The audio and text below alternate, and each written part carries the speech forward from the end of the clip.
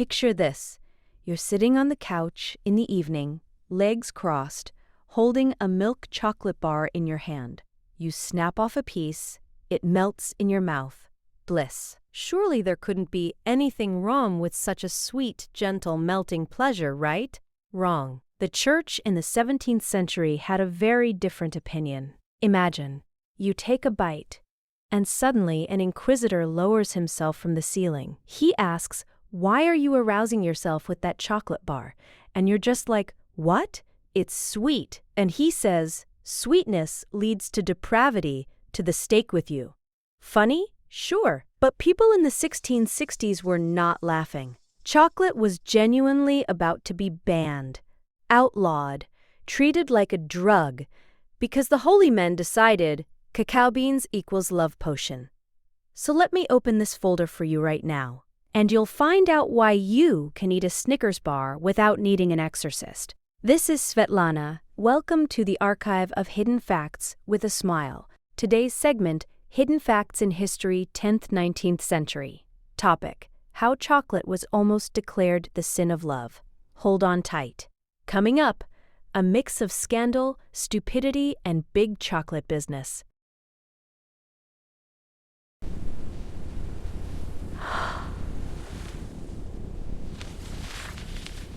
So, Spain.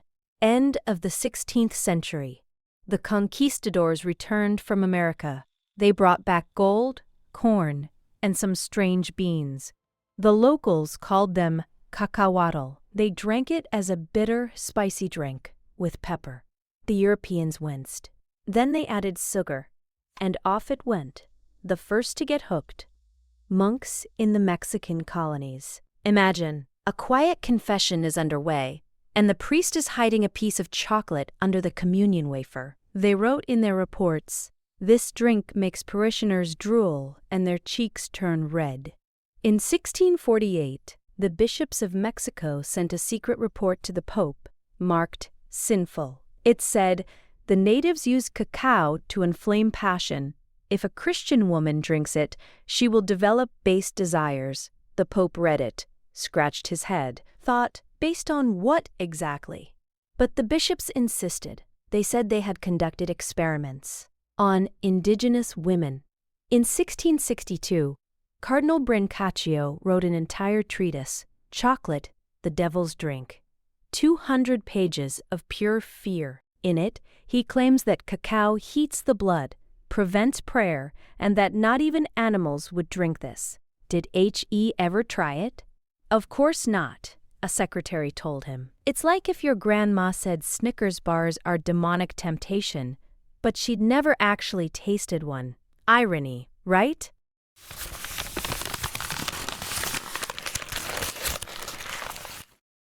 Whoa, stop right there. Let's get this straight.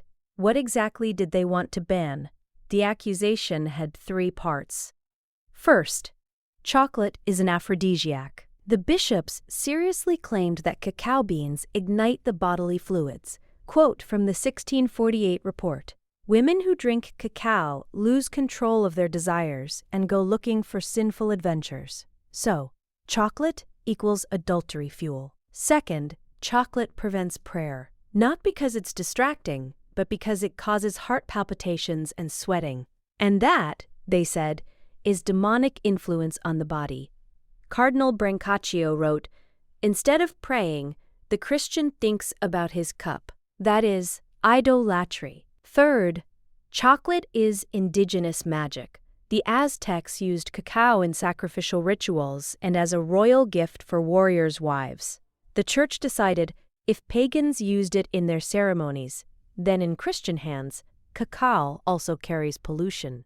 Now here's the irony. The very same monks in the Mexican missions drank chocolate in secret, but demanded it be forbidden for ordinary people, simply because they were afraid the women would be corrupted. So the sin came down to 3 things: lust, idolatry, and foreign magic.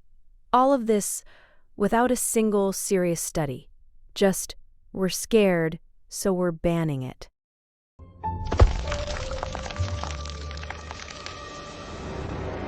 In 1665, the the papal treasurer reports just from import duties on cacao beans, the Spanish crown alone receives 200,000 reals a year.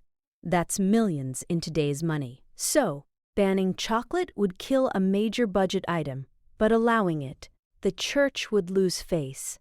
Priests are already preaching across Europe, scaring people. They even hung flyers in churches. Chocolate is a love-doping pope. Pope Alexander VII is trapped. On one side, bishops in hysterics.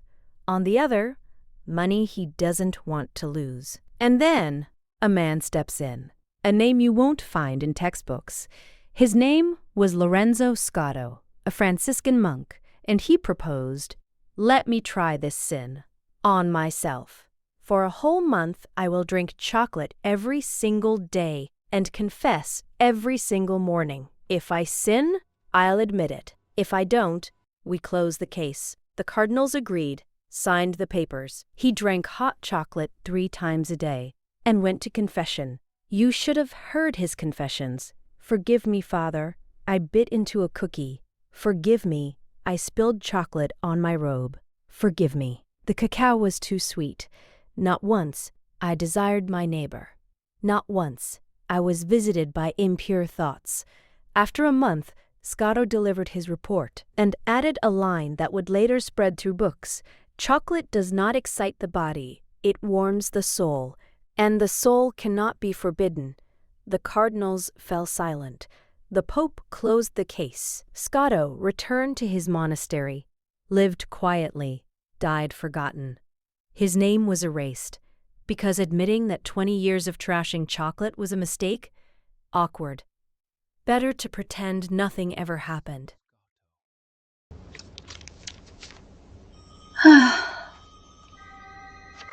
Today, you walk into a supermarket and see dozens of chocolate bars. Milk, dark, white, with nuts, with caramel. You don't think about sin, but the echoes of that battle are still in the marketing. Chocolate ads still use images of love, passion, a gift for February 14th. It's the echo of that very 17th century debate, just without the Inquisition.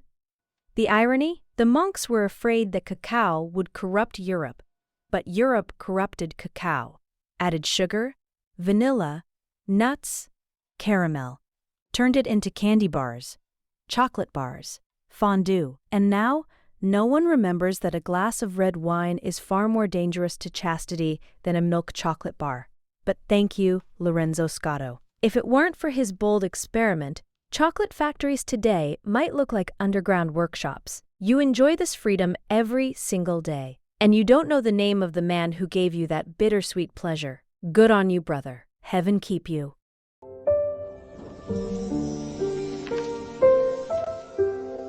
We're closing the chocolate folder, but there's another one left on the table. On it is written, "Medieval monks, not just saints, but the first copyright infringers." You know what I found in there? Turns out, the best-selling manuscripts of the Middle Ages were pirated copies. Monks copied ancient texts, secular chronicles, and sometimes each other's work, without asking, without naming the authors, without a shred of guilt. They were the first plagiarists in history, and their bestsellers spread across Europe faster than new chocolate bars. Want to know how Holy Fathers faked books and why nobody ever arrested them? Hit subscribe. The next episode is about medieval samizdat, copyright, and monk pirates. But first, a question for you, friend to friend. If you had lived in the 17th century, would you have risked trying chocolate under threat of excommunication? Or would you have hidden the bar under your pillow? Write it in the comments. And next time you open a chocolate bar, remember the monk named Lorenzo Scotto, the man who proved that the sin is not in the cacao. The sin is fear of the new. Stay with the archive of hidden facts with a smile. I'm Svetlana. See you soon. And may your chocolate always be just sweet. The end? No. To be continued. Because the next folder is about monks who stole books. And it's going to be even funnier. See you there.